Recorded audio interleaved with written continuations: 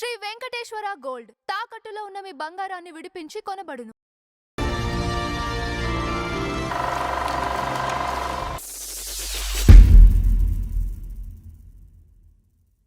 నమస్కారం నందవర్చంద్ర గారు. నమస్కారం అంజబాబు గారు. సార్, ఈరోజు మన ఫ్లాష్ బ్యాక్లో టాలీవుడ్ సూపర్ స్టార్ ఎవరండి? అంటే మొట్టమొదటేమో ఎన్టీ రామారావు గారు, తర్వాత కృష్ణ గారు. ఫస్ట్ ఎన్టీఆర్ గారు. ఫస్ట్ ఎన్టీఆర్ గారు సూపర్ స్టార్ అండి ఉందా? సూపర్ స్టార్ అనేవాళ్ళు అండి రామారావు గారు. Okay okay. ఎందుకంటే మాస్ హీరో కదా. అదేలే, మాస్ హీరోలకు ఎప్పుడు కూడా సూపర్ స్టార్ అనేది వస్తుంది సార్. ఓకే. మరి ఇండియాకండి? ఇండియాకి రాజేష్ ఖన్నా. అక్కడ nobody has crossed his title. Okay. Heartthrob of Indian girls. సరే, హార్ట్ థ్రోబ్ అంటే ఒక కలల రాకుమారుడు అంటే అంటారు చూసారా మీరు, రైట్. అది పెర్ఫెక్ట్ గా రాజేష్ ఖన్నాకి వర్తిస్తుంది. అది సరే, ఈ రోజు అలా జరిగింది. అది ఈ రోజు ఆయన గురించి మాట్లాడుకుందాం. తప్పకుండా మాట్లాడుకోవాల్సిన అవసరం ఉంది. ఎందుకంటే ఆయన జీవించిన జీవితం ఎవరు ఇంతవరకు జీవించలేదు. అయితే మీకు తెలుసో తెలీదో, అమితాబ్ కంటే ముందు సూపర్ స్టార్ ఆయన. అంటే హీరో రాజేష్ ఖన్నా సినిమాలో, ఆనంద్ సినిమాలో Amitabh second hero. Later on ఆయన సూపర్ స్టార్ అయ్యాడు తర్వాత, 87 తర్వాత. అంటే 69 నుంచి 87 వరకు రాజేష్ ఖన్నా గారే సూపర్ స్టార్. వరుసగా 17 సూపర్ హిట్స్ తీసే రన్ అయిన హీరో రాజేష్ ఖన్నా గారు. ఇక రూపు తెరా మస్తానా, ప్యారు మెరా దీవానా, ఉల్ గయే హమ్ సోనా హో గయే. ఈ పాటను ఎవరైనా మర్చిపోతారు? ఆరాధన, శక్తి సామంత తీశాడు. దోరాస్తే అనే cinema super hit. వరుసలే బిందియా చమ్కేగి, Mumtaz combination లో 10 సినిమాలు చేశాడు. తర్వాత ఏ రేష్మే జుల్ఫే, ఈయన దాంట్లో ఎక్కువగా సాంగ్స్ సూపర్ హిట్ అండి. ఈయన దాంట్లో కాంపిటేటర్ ఎవరు ఉంటారండి? ఏమండి, ఈయనకి కాంపిటేటర్ అప్పట్లో కాంపిటేటర్ ఎవరు లేరు. నో బడీ తిరుగులేని కాంపిటేటర్ ఎవరు, తిరుగులేని హీరో. అంతే. ఇక ఆ తర్వాత అమితాబ్ వచ్చాడు. అదే, ఓకే. ఈ ప్లేస్ ని రీప్లేస్ చేసింది అమితాబే. ఓకే. అంటే ఇంత చరిష్మాటిక్ గా కాదు. అమితాబ్ వచ్చినా కూడా హిట్స్ వల్ల సూపర్ స్టార్ అయ్యాడు. కానీ ఈయన అసలు ప్రజల గుండెల్లోనే నిలిచిపోయిన స్టార్ ఏదే. ఈ స్టైల్, ఈ కళ్ళతోటి ఇలా ఈయన స్టైల్, మేనరిజమ్స్ కొన్ని ఉన్నాయి. ఈ సాంగ్స్ ఒకటి సూపర్ హిట్ అయింది. రాజేష్ ఖన్నా ఫ్యామిలీ అండి పాకిస్తాన్ నుంచి, అప్పట్లో 1940లోనే పాకిస్తాన్ నుంచి అమృత్సర్కి, పంజాబ్లోని అమృత్సర్కి షిఫ్ట్ అయ్యారు ఫ్యామిలీ. ఆయన తండ్రి పేరు జతిన్. ఈయన పుట్టినప్పుడు 42లో పుట్టారు. ఈయన 40లో షిఫ్ట్ అయ్యారు వాళ్ళు అమృత్సర్కి. పాకిస్తాన్ నుంచి 1940లో షిఫ్ట్ అయ్యారు వీళ్ళు. అంటే అప్పుడు డివిజన్ కాల ఏది, ఉమ్మడి భారతదేశం మొత్తం పాకిస్తాన్తో సహా. ఏమండి, అమృత్సర్లో పుట్టిన తర్వాత ఆయన తండ్రి పేరు హీరానంద్ ఖన్నా, తల్లి చందాని ఖన్నా. ఈ అమృత్సర్కి వచ్చిన తర్వాత వీళ్ళకు బంధువులు ఉన్నారు, చున్నీలాల్ ఖన్నా, లీలావతి ఖన్నా అని బంధువులు ఉన్నారు. ఈయన్ని చూసి, రాజేష్ ఖన్నా గారిని చూసి, మాకు దత్తత ఇచ్చేవయ్యా అని చెప్పేసి వీళ్ళు దత్తత తీసుకున్నారు. చున్నీలాల్ ఖన్నా వాళ్ళు చాలా రిచెస్ట్. చున్నీలాల్ ఖన్నా దత్తత తీసుకున్న వాళ్ళు రిచ్. అందుకని ఈయన స్కూల్తో కూడా కారులోనే వెళ్ళేవాడు, కాలేజీకి కారులోనే వెళ్ళేవాడు. ఈయన అసలు పేరు కూడా ఇదేనండి, జతిన్ ఖన్నా. ఈయన అసలు పేరు జతిన్ ఖన్నా. సినిమాల్లోకి వచ్చాక రాజేష్ ఖన్నా అని పెట్టుకున్నాడు. ఖన్నా అని మార్చరా. అదేలేండి, ఖన్నా అనేది వాళ్ళ ఇది పేరు కాబట్టి అది మార్చరా. స్టైల్గా ఉంటుందని జతిన్ ఖన్నా కంటే అప్పట్లో ఇంకెవరో ఉండుంటారు వాళ్ళు, అందుకని రాజేష్ ఖన్నాని మార్చుకున్నారు అక్కడ దీనికి వచ్చిన తర్వాత. ఇప్పుడు జతిన్ ఖన్నాని ఈ తల్లిదండ్రులు, బంధువులు తీసుకున్నారని చెప్పే, చున్నీలాల్ ఖన్నా, లీలావతి ఖన్నా దంపతులు తీసుకున్నారని చెప్పే రిచెస్ట్ పీపుల్ అని. వాళ్ళు కూడా లాహోర్ నుంచి ఇక్కడ షిఫ్ట్ అయ్యారు బొంబాయికి. అందుకని ఈయన ఖచ్చితంగా బొంబాయి వస్తారు కదా. ఆయన బొంబాయి వచ్చారు. కానీ బొంబాయి వచ్చిన తర్వాత ఈయన గుర్గాంలోని సరస్వతి విలాస్లో పెరిగారు.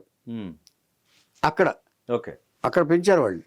ఏమంటే ఆ తర్వాత గోవన్ హై స్కూల్లో వీళ్ళు చదివారు ఆయన, రాజేష్ ఖన్నా. గోవన్ హై స్కూల్లో అక్కడ ఆ హై స్కూల్లో చదివినప్పుడు ఈయనకు ఒక ఫ్రెండ్ ఉన్నాడు, రవి కపూర్ అని. రవి కపూర్ అని ఫ్రెండ్ ఉంటే వాళ్ళిద్దరూ బాగా ఫ్రెండ్షిప్స్ చేసేవాళ్ళు. ఆ రవి కపూర్ ఎవరో కాదు, స్టార్ జితేంద్ర. వీళ్ళిద్దరు ఫ్రెండ్స్. ఏమండి ఆ తర్వాత ఈయన కాలేజీలో నవరోజిస్ వాడియా కాలేజీకి వెళ్ళిపోయాడు. బ్యాచిలర్ ఆఫ్ డిగ్రీ 2 కాలేజీలో చదివాడు. ఒకటి నవరోజిస్ కాలేజీ వాడియా కాలేజీలో ఒకటిను, ఇంకో 2 సంవత్సరాలు ఇంకో చోట చదివాడు ఓకే. ఆయన కాలేజీ. ఆ చదివి 2 కాలేజీలో గ్రాడ్యుయేషన్ ఫినిష్ చేశాడు. కానీ ఈయన జితేంద్ర మాత్రం సిద్ధార్థ ఆర్ట్స్ కాలేజీలో చదివాడు. ఈయన స్కూల్లో చదివేటప్పుడు నాటకాలు వేసేవారు, కాలేజీలో చదివేటప్పుడు నాటకాలు వేసేవారు. 1962లో ఈయన గ్రాడ్యుయేషన్ చదివేటప్పుడు అంధయుగం అనే నాటకంలో మోగ సోల్జర్గా వేశాడు ఆయన. మోగ సోల్జర్గా వేస్తే అసలు ఆయన పెర్ఫార్మెన్స్కి అదిరిపోయింది కాలేజీ మొత్తం. Okay okay. అంత పెర్ఫార్మెన్స్ వచ్చింది. ఏమండి వచ్చిన వాళ్ళు కూడా అసలు ఇంత పెర్ఫార్మెన్స్ ఎలా వచ్చిందా, నీకు ఎక్కడ నేర్చుకున్నావు అని కూడా రాజేష్ ఖన్నాని ప్రశంసలతో ముంచెత్తేశారు. ఏమంటే 2 కాలేజీల్లో గ్రాడ్యుయేషన్ అయిపోయింది. అయిపోయిన తర్వాత ఆల్ ఇండియా టాలెంట్ కాంటెస్ట్ అని ఒకటి జరిగింది. దానికి 10,000 మంది అటెండ్ అయ్యారు. ఓకే. దానికి జడ్జెస్ ఎవరు? అగ్ర నిర్మాతలు, అగ్ర దర్శకులు. జీపీ షిప్పి, షోలే తీసిన రమేష్ షిప్పి ఫాదరు. ఏమండి బిఆర్ చోప్రా, మహా సినిమాలు తీసిన నజీర్ హుస్సేన్, కమర్షియల్ ధర్మేంద్రతో వాళ్ళతో మొత్తం సినిమాలు తీసిన నజీర్ హుస్సేన్. ఏమండి బిమల్ రాయ్, ఓల్డెస్ట్ డైరెక్టర్. ఏమండి ఇలాంటి దర్శకులందరూ కూడా హెచ్ఎస్ రావెల్ అంటే సూపర్ డైరెక్టర్స్ వీళ్ళందరూ, సినిమా నిర్మాత దర్శకులు వీళ్ళందరూ జడ్జెస్గా ఉన్నారు. దాంట్లో 10,000 మందిలో 8 మంది ఫైనలిస్టులు. 8 మంది ఫైనలిస్టుల్లో రాజేష్ ఖన్నా ఒకడు. ఈ రాజేష్ ఖన్నాతో పాటు ఆ తర్వాత కాలంలో నిర్మాత దర్శకుడైన సుభాష్ ఘాయ్ ఆయన కూడా పార్ట్లో ఉన్నాడు. ఆయన ఈ 8 మంది ఫైనలిస్టులు 1 పాయింట్ తేడాతో రాజేష్ ఖన్నా గెలిచాడు. రాజేష్ ఖన్నాని సెలెక్ట్ చేశారు ఆల్ ఇండియా టాలెంట్ కాంటెస్ట్లో. మనం గుర్తుపెట్టుకోవాల్సిన 10,000 మంది అటెండ్ అయ్యారు. ఈ టాలెంట్ కాంటెస్ట్ అయిన తర్వాత ఈయనతో రాజేష్ ఖన్నాతో మొదటి చిత్రం తీసిన వాళ్ళు ఎవరో తెలుసా? మరో హీరో దేవానంద్ బ్రదర్ చేతనానంద్. ఆఖరి కత్తని రాజేష్ ఖన్నాతో తీశాడు. అది విచిత్రం. దేవానంద్కి 3 బ్రదర్స్. దేవానంద్తో పాటు దేవానంద్, చేతనానంద్, విజయానంద్. ఈ 3 బ్రదర్స్లో చేతనానంద్ వీళ్ళు వచ్చారు ఇక్కడికి సినిమా ఇండస్ట్రీకి. చేతనానంద్ నిర్మాత దర్శకుడిగా మారాడు ఆయన. ఈయన దర్శకత్వంలో, చేతనానంద్ దర్శకత్వంలో ఈయన ఒక పక్కన దేవానంద్ అక్కడ ట్రై చేస్తున్నాడు. ప్రభా టాకీస్లో ఉన్నాడు ఆయన. ఇక్కడ రాజేష్ ఖన్నాతో సినిమా తీశాడు ఆఖరి కత్తని.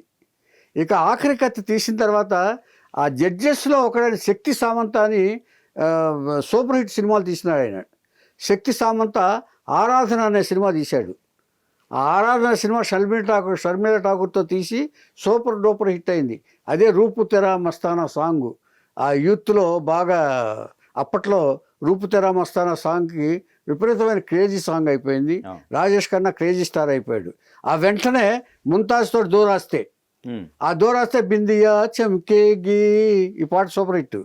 ఏమండి ఏ రేష్మే జుల్ఫే ఏ షర్బతి ఆంఖే, షర్బతి ఆంఖే అంటే మత్తు కళ్ళు అని. ఇట్లాంటి పాటలు తోటి రాజేష్ ఖన్నా ఆ సాంగ్స్కి విపరీతమైన క్రేజ్ వచ్చింది. ఏమండి ఇక అలా వరుసగా ఈ ఆఖరి కత్తు ఇది తర్వాత నజీర్ హుస్సేన్, ఓం ప్రకాష్ వీళ్ళందరూ కూడా సినిమాలు తీస్తే 17 సూపర్ హిట్లు అయినాయండి వరుసగా. అంటే ఈయన ఇంకో విషయం చెప్పాలంటే ఈ 120 సినిమాలు చేస్తే 48 platinum hits, platinum Jubilee, 22 golden Jubilee, ఇంకొక మిగతా అన్ని సిల్వర్ జూబ్లీలు. ఇక దాన్ని బట్టి ఆలోచించుకోండి. ఒక ఫ్లాపులు లేవు, అది ఫ్లాపులు ఉన్నాయి కానీ తక్కువ. అంటే ఇక ఆయన సినిమా వచ్చిందంటే హార్ట్ త్రోబ్ అనమాట. ఇక ఏమండి ఇలాగా ఇచ్చిన తర్వాత ఇక ఆనంద్, హాతీ మేరే సాతి, వరుస సినిమాలు. ఆనంద్ అయితే అసలు విపరీతమైన క్రేజ్ వచ్చింది. అమితాబ్ బచ్చన్ కూడా అక్కడితో గుర్తింపు వచ్చింది. రాజేష్ ఖన్నాతో పక్కన యాడ్ చేసిన తర్వాత ముషాయరే అని ఏదో పిలుస్తూ ఉంటాడు. ఆనంద్లో ఒక మేనరిజం డైలాగ్ ఉంది. అలాగా Rajesh Khanna first super star. Amitabh Bachchan కూడా గౌరవంగా చూస్తాడు రాజేష్ ఖన్నా. ఏమండి తర్వాత మెయిన్ సాంగ్స్ హిట్టు ఆయనకి. తర్వాత కిషోర్ కుమార్ని ఎంకరేజ్ చేసింది కూడా రాజేష్ ఖన్నా. కిషోర్ కుమార్ సాంగ్స్ వల్ల రాజేష్ ఖన్నాకి కూడా ఒక పాపులారిటీ వచ్చింది. ఓకే. కిషోర్ కుమార్ ఏమండి, ఆర్డి బర్మన్ మెయిన్. ఆర్డి బర్మన్ని కొంతకాలం ఏం చేశారంటే వాళ్ళు ఎందుకనో ఇండస్ట్రీ అవాయిడ్ చేసేసింది కొంతకాలం. అప్పుడు ఆశా బాలిస పెళ్లి చేసుకుందానో లేకపోతే ఇంకోటో కారణం వల్ల ఇండస్ట్రీ వాళ్ళు కొంత లతా మంగేష్కర్కి ఇష్టం లేకుండా ఆశా బాలిసలే ఈ ఆర్డి బర్మన్ కూడా పెళ్లి, అప్పట్లో వీళ్ళకి రిలేషన్ ఉంది. ఆర్డి బర్మన్ పెళ్లి చేసుకున్నాడు ఆయన. మనం చెప్పుకున్నాం. ఏమండి, అలా చెప్పుకున్నప్పుడు ఆ లవ్ స్టోరీ వేరు.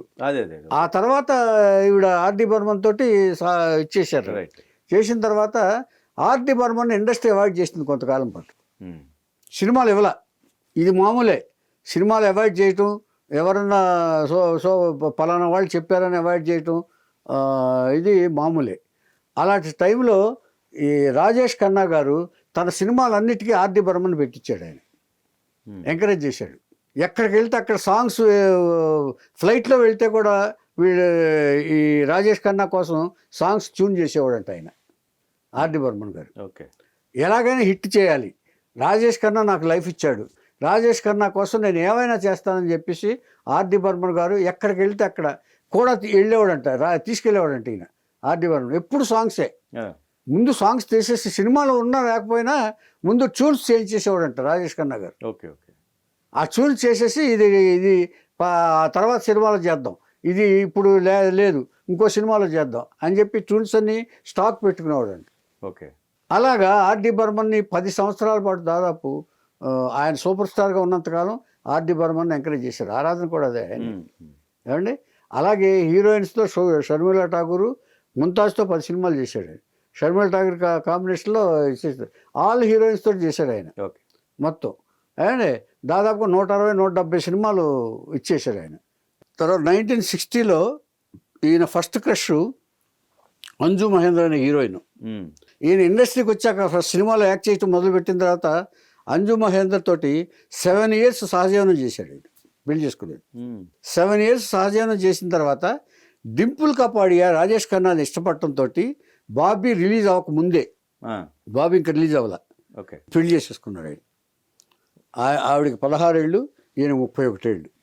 మైనర్. 16 అంటే మైనర్ అంటే ఇక ఇండస్ట్రీలో ఏముందక అయిపోయింది. అది అయిపోయిన తర్వాత పెళ్లి చేసుకున్న తర్వాత క్రేజీ కపుల్ అప్పట్లో. డింపుల్ కపాడియా, ఇటు రాజేష్ ఖన్నా. ఇటు రాజేష్ ఖన్నా అంటే అందరికి ఇష్టం, ఇటు డింపుల్ కపాడియా అంటే కూడా యూత్లో అందరికీ క్రేజ్. అలాంటి కపుల్ వాళ్ళు వేశారు. అయిన తర్వాత 73లో పెళ్లి చేసుకున్నారు. 82 వరకు ఉన్నారు వాళ్ళు. 2 పిల్లలు కన్నారు. ఈ మన ట్వింకిల్ కన్నా, రీని కన్నా ఏదో సంథింగ్ ఏదో ఉంది.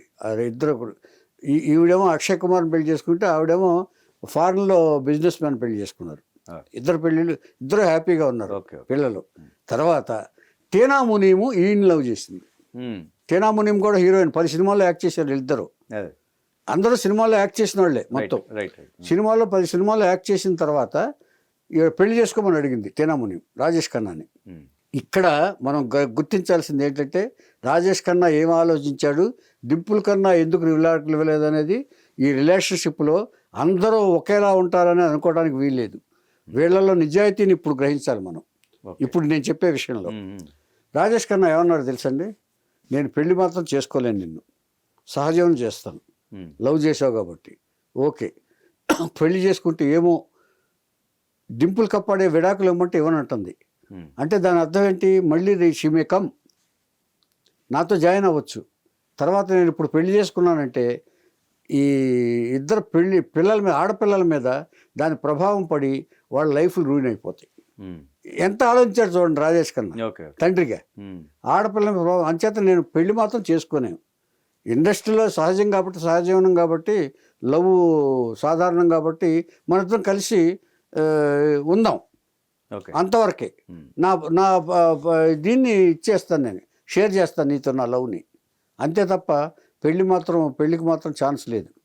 Dimple కప్పడే may come to me అని చెప్పేసి ఇచ్చేసాడు. దాంతో ఆ అమ్మాయి విసిగెత్తిపోయి కోపంతో అనిల్ అంబానీని పెళ్లి చేసుకుంది.